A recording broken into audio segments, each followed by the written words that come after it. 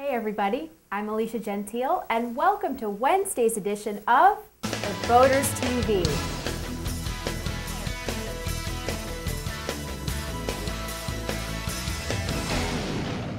First up today, let's see what's making a splash in nautical news. Boat US Assistant Vice President of Government Affairs Rick Lydecker has been elected chairman of the U.S. Fish and Wildlife Sport Fishing and Boating Partnership Council. The role of the council is to advise the U.S. Secretary of the Interior on recreational fishing, boating, and aquatic resource conservation issues. What's so great about Lydecker getting elected is it's the first time since its inception that the council has elected its chair from the boating community. However, Lydecker isn't stepping up to the plate unexperienced. He has previously served on the council for 4 years and was most recently chair of the Boating Issues Committee.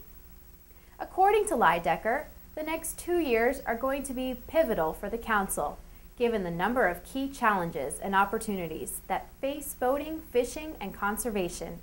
He adds, boating and fishing access, especially on inland waters, will remain a top priority as we set out our next agenda.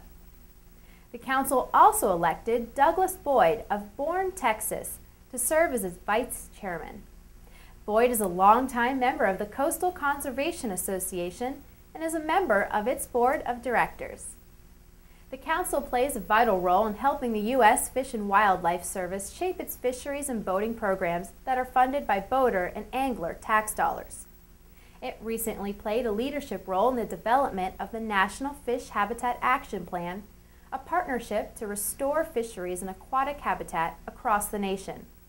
I am sure Rick Lydecker and Douglas Boyd will make us boaters proud. Moving on in our Off the Hook segment, we've talked about boats going green, but what about the fishing industry?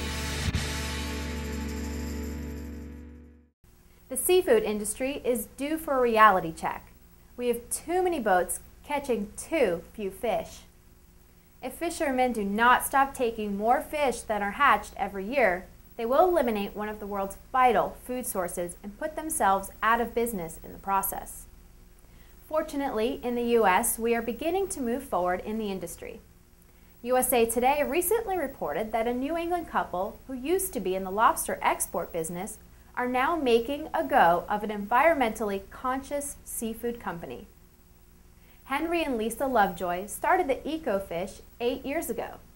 The Dover, New Hampshire company sells only seafood grown or caught by producers who don't harm the environment, who don't overexploit the species, and who limit the other fish or marine animals caught with the targeted species. USA Today reported that EcoFish deals with a dozen species, including shrimp and salmon, and avoids heavily fished species. They also report that consumers are willing to pay about 20% more than what competitors charge, meaning it's possible to have commercial fishing and a sustainable fish supply. Congress is getting in on the action.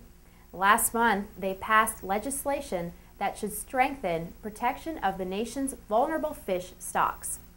The law requires that when scientists determine a species is in danger of being overfished, a regional fishery management council must immediately end the overfishing and develop a plan for rebuilding the stock within 2 years.